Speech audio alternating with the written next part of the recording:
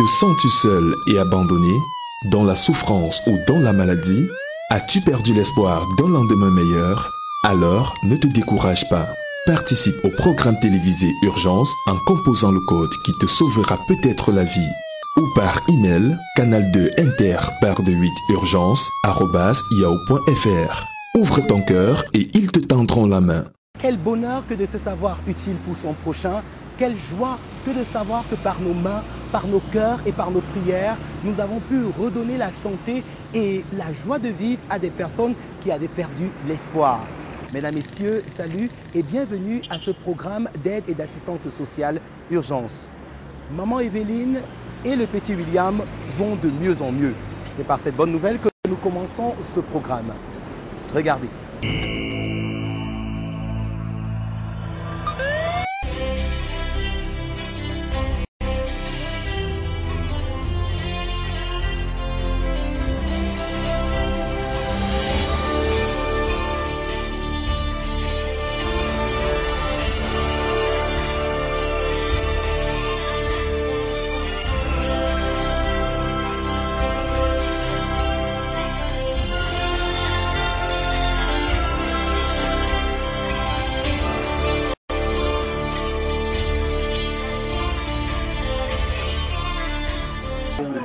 Je suis content parce que je suis guéri, parce que je ne savais pas que je devais être content comme je suis là. Je suis content, je suis très content à tous ceux qui ont aidé. Je remercie à tous ceux qui m'ont aidé, tous ceux qui m'ont soutenu dans cette situation qu'il y avait. Je les remercie grandement. Que Dieu le bénisse et lui donne la longue vie.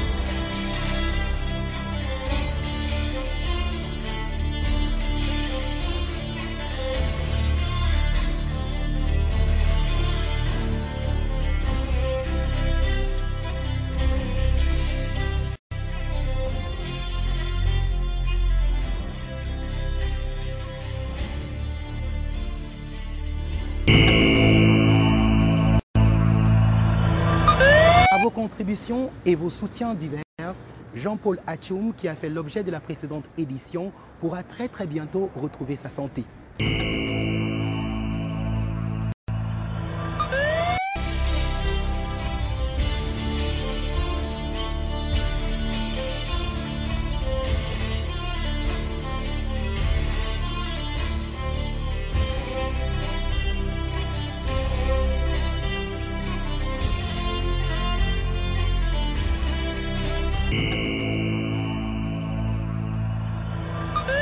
Nous sommes ici à Yokon par Makenene où nous sommes venus pour le suivi du cas de Jean-Paul Atchoum.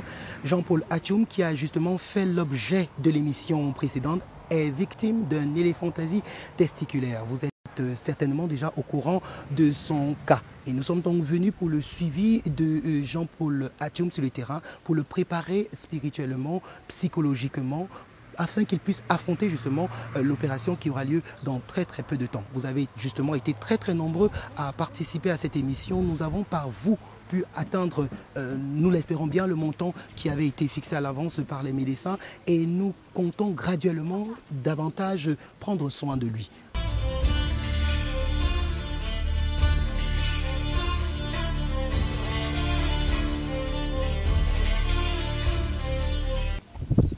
Pourquoi ne pas moi, je peux aussi marcher comme tout le monde que je vois en chemin.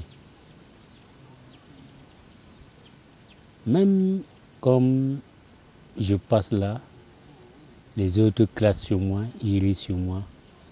Et Dieu seul qui connaît tout. Je remercie le Canal 2 International qui ont voulu prendre part pour me protéger Et que Dieu bénisse tous ceux qui sont de loin ou de proches, que je ne l'ai jamais connu, mais ils m'ont vu à travers l'écran. Ils se sont décidés à me porter l'aide. Je les remercie beaucoup.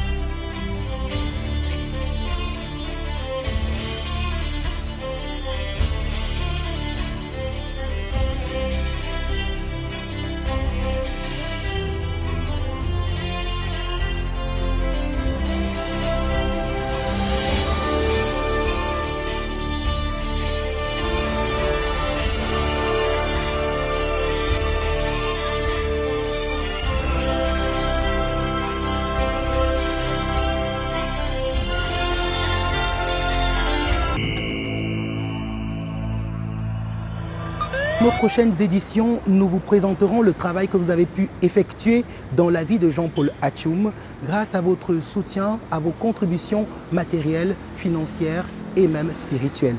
Allons cette fois-ci du côté de l'ouest du Cameroun, à Bafoussam, pour voler au secours de Franck Cabrel. Franck Cabrel est un jeune de 6 ans qui souffre d'une tumeur de Burkitt. C'est une maladie qui atteint les jeunes enfants en Afrique. Franck Cabrel est orphelin et vit avec ses grands-parents qui n'ont pas de moyens pour assurer sa santé, ni même pour l'envoyer à l'école comme il le désire tellement. Franck Cabrel souffre et a besoin de notre aide. Suivons ce reportage et laissons parler notre cœur.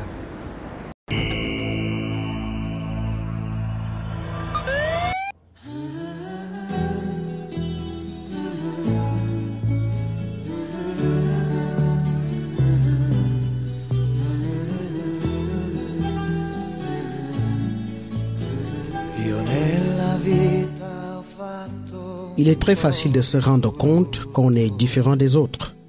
Quel que soit notre âge, notre niveau intellectuel ou notre rang social, on finit par comprendre en regardant autour de nous notre handicap et nos manquements. Parfois, ne pouvant rien y faire, on s'y résigne, on prend presque l'habitude à la souffrance. Franck Cabrel Nguépan, âgé de 6 ans, est conscient de son mal. Depuis 2 ans, ses mandibules ont progressivement gonflé, créant ainsi une perturbation dans son comportement et un désordre dans sa dentition. Franck Cabrel a désormais un visage singulier pour les enfants de son âge et de ce fait ne passe pas inaperçu dans le quartier. Orphelin depuis le début de sa maladie, Franck vit désormais avec sa sœur cadette chez ses grands-parents à Bafoussam, derrière le collège Martin Luther. Malgré leur état de pauvreté, ils n'ont pas eu d'autre choix que de les adopter. C'est par l'interpellation de l'entourage qu'ils se sont rendus compte du changement étrange du visage de leur petit-fils. J'étais toujours à la maison avec l'enfant. Elle a accouché celle-ci et celui-ci. Après, l'enfant était malade. Nous, on ne connaissait pas. Parce que l'enfant était bien gros, on ne connaissait pas. Donc, ce sont les voisins qui ont parlé un jour que Cabrel a quoi dans le jour, avant que j'ai regardé que l'enfant était malade. Après le décès de la mère de Cabrel, Sylvie Yolande, à l'âge de 23 ans seulement, sa grand-mère, à peine remise de ce choc, s'est battue dans les hôpitaux pour sauver la vie de son petit-fils. Pas à Lucham, on traite l'enfant. Et s'il y a encore l'argent, je reste même là-bas. Je lave même au moins le sol pour qu'on finisse l'argent de traitement avec ça. Elle était bien d'accord. Elle a au moins commencé à se débrouiller. Un jour, elle est rentrée. Elle me dit seulement, maman, mon cœur. On est parti à l'hôpital. On a fait 2 jours. On est rentré. Après, elle a encore chuté. On est rentré à l'hôpital. C'était la mort. Et après, par derrière, avec l'enfant, je me débrouillais. On dit pas à tel hôpital, à Bangoua, qu'il y a des blancs là-bas qui peuvent traiter ça. Je suis partie. Les blancs ont dit que c'est pas leur cas. Je suis rentrée. On m'a dit qu'à Lucham, là, il y a un docteur qui regarde la tête, qui fait tout. Je suis partie là-bas. Il m'a dit que fondation chantant bien. Je me suis retrouvée incapable parce que je ne connais personne là-bas qui pourrait me guider. Je suis moi restée tranquille. Je suis alors partie à Ambo. On m'a dit qu'on devrait vraiment traiter l'enfant. Ça me plaisait pas. On a dit que le traitement qu'on va faire sur l'enfant, il faut beaucoup de sang. Je suis moi rentrée. Et on me parlait que je suis marchée. On dit pas dans tes églises, on prie. Je suis partie. Pas voir tel marabout, je suis partie. Toujours, ça ne donnait pas. Je suis partie alors à l'hôpital central de Bafoussam. On me dit que je ne peux pas. Que la maladie qui est sur l'enfant, je ne peux pas. À l'hôpital régional de Bafoussam, elle a été reçue par le docteur Kweleko Nombissier Michel, spécialiste en ORL et chirurgien du cou et de la face. Après avoir ausculté l'enfant, le diagnostic suspecté est qu'il souffrirait d'un lymphome ou tumeur de Burkitt, une maladie très répandue chez les enfants africains. En fait, la particularité de cette tumeur, c'est qu'elle touche préférentiellement, n'est-ce pas, l'enfant africain. On l'a d'ailleurs qualifié de tumeur, de lymphome de l'enfant africain. Et elle a une localisation aussi préférentielle pour la sphère maxillofaciale, pour la face, et plus précisément pour l'os maxillaire, qu'elle déforme avec des extensions, n'est-ce pas, au niveau de l'orbite et au niveau des autres structures de la face. Voilà, donc c'est en fait cette particularité qu'a cette tumeur-là. Contrairement aux pensées de la famille, la solution pour que Cabrel retrouve sa santé ne serait pas une opération chirurgicale, mais plutôt des séances de chimiothérapie. Un traitement qui pourrait être entamé après confirmation de l'anatomopathologue. Docteur Kweloko a donc pris sur lui de faire la biopsie dans ses services afin de transférer les données à Yaoundé pour que tout soit clarifié. Du compte fait, il faut beaucoup d'argent à la famille de Cabrel pour le tirer d'affaire. Malheureusement, leur situation sociale est précaire et leur revenu véritablement limité. Le grand-père de Cabrel, ancien machiniste, compressé de brasserie il y a 20 ans, n'a pas pu réintégrer le monde professionnel. Et actuellement, il souffre sérieusement des problèmes respiratoires. On n'a plus rien à faire maintenant, parce que moi-même, je ne fais absolument rien. Et mon état aussi, comme je suis malade là. Sa maman, elle souffre, et sa maman était morte. Nous, on ne sait plus ce qu'on peut faire. Tout est vraiment à vous, les Camerounais. Se souvenant qu'ils peuvent obtenir un soutien du gouvernement par le service social, Madame Tiokou est allée présenter le cas de Cabrel au délégué départemental des affaires sociales pour la MIFI à Bafoussam, qui a tout de suite ouvert une enquête sociale. Selon ses propos, le dossier suit son cours au niveau de la mairie et des associations et pourra, avec beaucoup de chance, aboutir. Franck Cabrel est orphelin. Il est de père non connu. La maman qui était le seul soutien parental est décédée il y a de cela 2 ans. Donc il ne reste plus que ses grands-pères. Et au terme de notre enquête, nous avons pu conclure que les grands-pères et grands-mères sont indigents par rapport à la prise en charge du petit Franck Cabrel.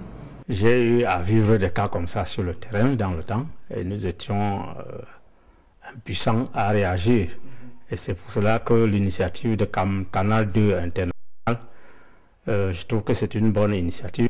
Ça donnait la peine d'aller, ne soit découvrir des cas déshérités de cette façon.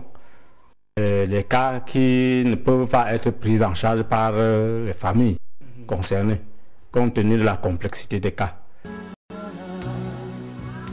En attendant l'intervention du service social, le besoin du traitement devient pressant. Cette tumeur a créé chez Cabrel un trouble de comportement et devient de plus en plus agressif. En plus, Franck Cabrel aurait aimé aller à l'école à la rentrée prochaine comme les enfants de son âge. Je parti chez les docteurs pour qu'ils me soignent parce que je suis malade. Je veux dire que je veux passer à l'école avec mes amis. À 6 ans, Franck Cabrel découvre à peine la vie et l'existence. Dans ses actions et dans son regard, on peut voir le désir ardent de vivre et d'accomplir sa destinée. Le secours que nous pouvons lui apporter aidera à accomplir le miracle que ses grands-parents attendent depuis plusieurs mois. Je voulais vraiment, cher Camerounais, que vous m'aidez. Vous m'aidez sur l'enfance-ci. Si on peut trouver sa guérison pour qu'il parte aussi en classe comme ses amis. Moi-même, personnellement, je suis malade. Je ne sais plus ce que je peux faire maintenant. C'est à vous, vraiment, les Camerounais, que vous pouvez vraiment nous aider à vraiment à traiter cet enfant.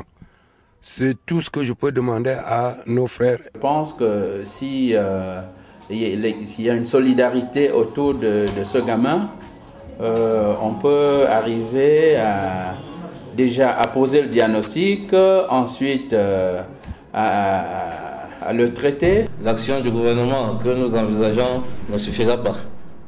Et je pense que d'autres ressources, d'où qu'elles viennent, seront importantes. C'est certain, Franck Cabrel et sa famille peuvent compter sur vous, sur nous tous, pour être restaurés. La compassion que vous avez déjà éprouvée dans les précédentes émissions de Urgence est un gage que le lendemain de Franck Cabrel sera certainement meilleur.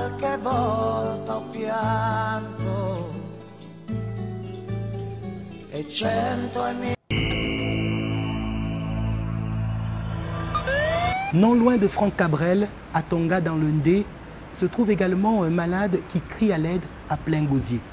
Interné au centre hospitalier catholique, Merlin-Claude Francis souffre sur son lit d'hôpital, paralysé, avec des escarres sur son corps. Des plaies qui sont si profondes qu'elles ont du mal à se cicatriser. Merlin-Claude et ses parents ont parcouru de nombreux hôpitaux et dépensé beaucoup d'argent. Aujourd'hui, ils sont à bout de souffle et ils se tournent vers nous afin que nous venions en aide à cette famille, bien sûr, dans l'urgence. Regardons ce reportage et laissons parler notre cœur.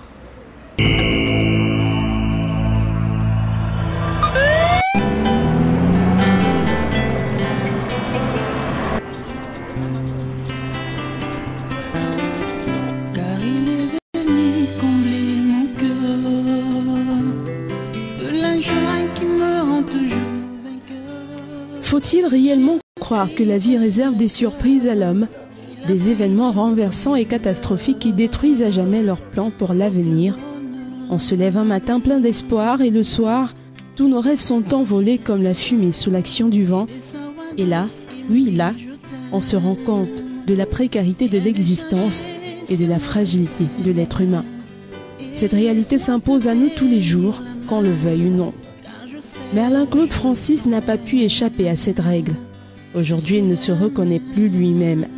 Jeune homme, âgé de 26 ans, vigoureux, dynamique et battant. Il s'est retrouvé avec des escarres au niveau du dos, du fessier et de la poitrine, paralysé dans son lit à la suite d'un accident de la circulation sur la voie publique. C'était le 4 août 2009, à Bonanjo, à Douala. Il était alors 6h45. Ce jour, je me suis levé, c'était un mardi. Je me suis levé le matin pour aller démarrer la voiture, aller travailler comme d'habitude. J'arrive, je trouve qu'on a volé, on a volé la batterie.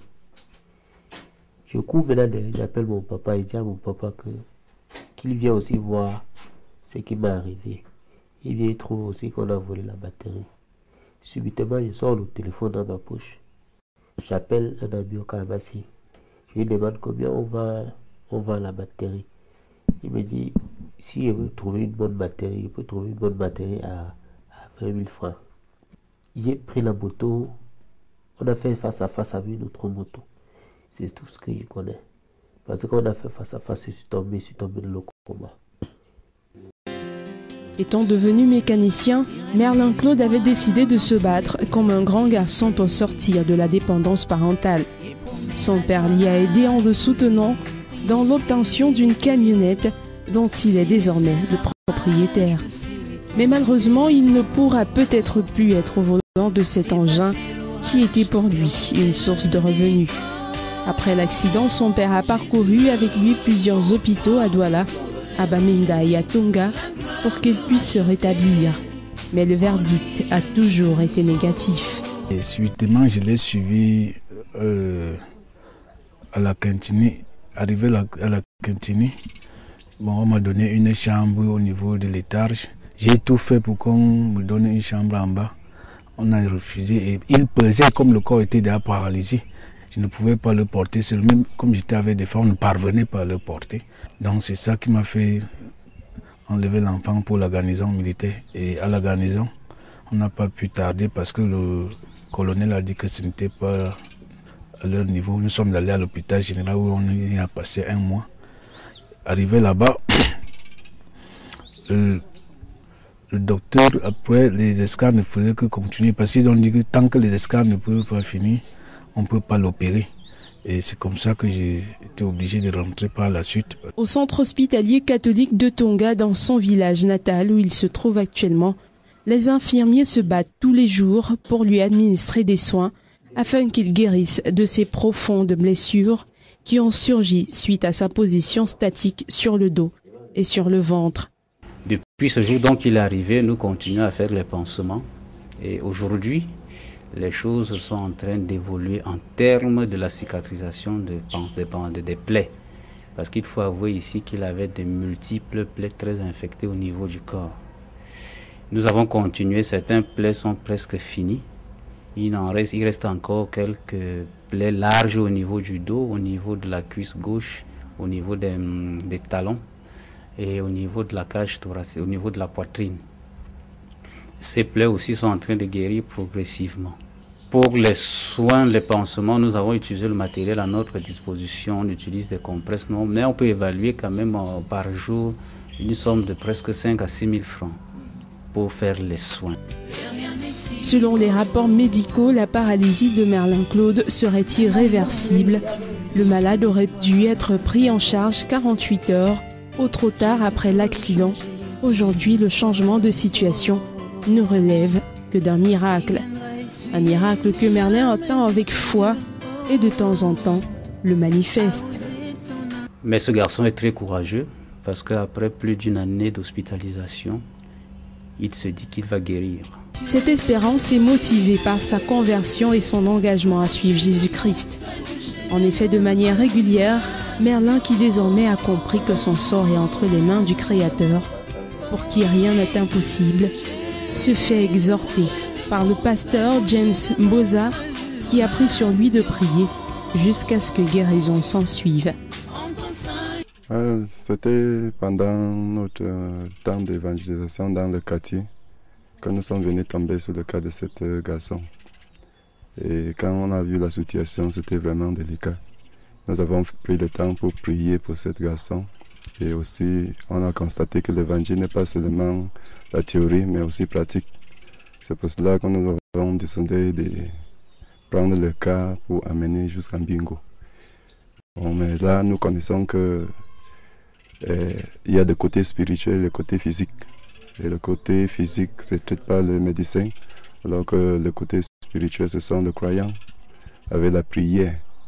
Bon, nous croyons que pendant que les médecins sont en train de faire ce qu'ils sont en train de faire, les enfants de Dieu doivent rester dans la prière pour que le Seigneur fasse quelque chose pour ces cas.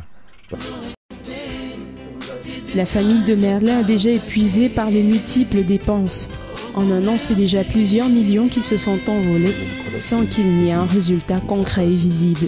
Le père de Merlin, vendeur de glace à Yupwe, à Douala, a été obligé de vendre même ses biens pour sauver la vie de son fils. C'est dans ce souci financier que le père de Merlin et sa tante se sont rendus au service social de Baganté pour ouvrir un dossier de soutien dans l'espoir d'obtenir une aide du gouvernement.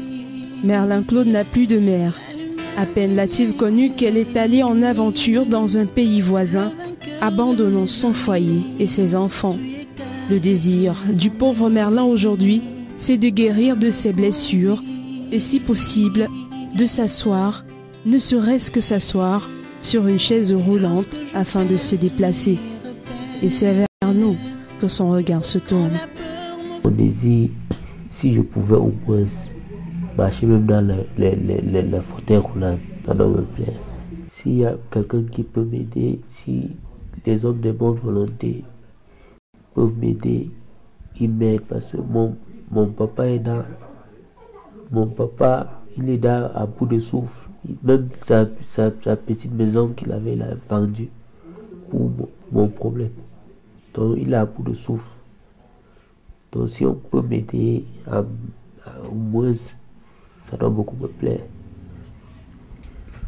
J'ai été compris en voyant l'émission d'urgence à la télévision de Canal 2, de venir vers vous, que vous essayez de mobiliser vraiment les âmes de bonne foi de toute la République, et en particulier les élites internes et externes de Tonga en particulier, qui viennent en aide pour que je puisse sauver mon fils. Parce qu'on ne peut pas laisser un être humain pourri. Je voudrais aussi lancer l'appel à tous les croyants, que qu'en soit ta dénomination, que nous nous mettons ensemble pour prier afin que le Seigneur opère des miracles dans la vie de ce cas. Ce n'est que par nous-ci qu'il peut exprimer son désir de guérir. Et c'est pour ça que je lance un appel à tous ceux qui peuvent lui apporter de l'aide. Qu'importe la qualité, la quantité de l'aide, lorsque la volonté y est, c'est déjà quelque chose. Donc il faudrait toujours que des personnes pensent à des cas comme ça pour pouvoir leur venir en aide pour qu'un jour, parce que la lumière brille pour tout le monde. Et tant qu'on vit, il faut garder de l'espoir. Et si vraiment les bonnes volontés peuvent l'appuyer, le soutenir, pour qu'il puisse avoir le minimum vital, parce que s'il a pu résister à ces mots-là, je crois que ça veut dire qu'il s'accroche à la vie et qu'il peut survivre.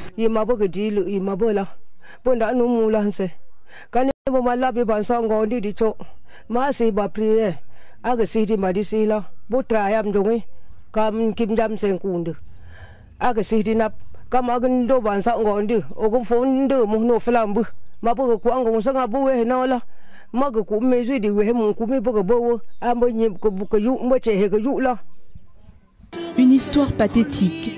Il a été difficile pour l'équipe d'urgence de se séparer de Merlin et de sa famille.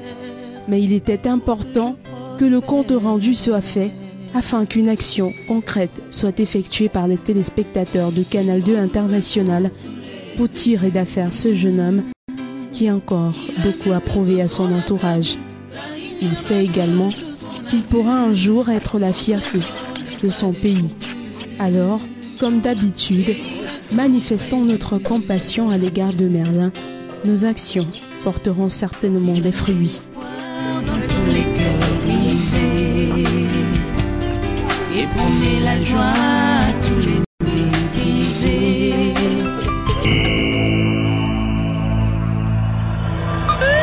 Nous voici une fois de plus face à nos responsabilités sociales.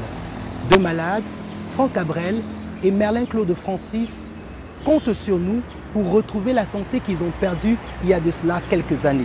Nous avons fait un travail merveilleux lors des précédentes éditions.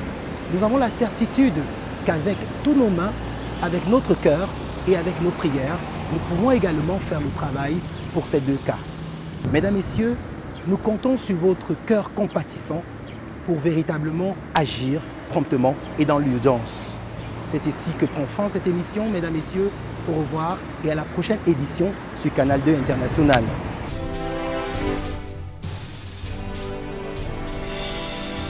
La vie est courte et l'homme fragile. Rendons-la belle et agréable pour les autres et pour nous. Participons au programme d'aide et d'assistance sociale Urgence sur Canal 2 International. Composons le code qui peut sauver une vie. Ou par email canal2inter_urgence@yahoo.fr. Faisons un geste, soutenons-les, ils ont aussi besoin de nous, sauvons-leur la vie.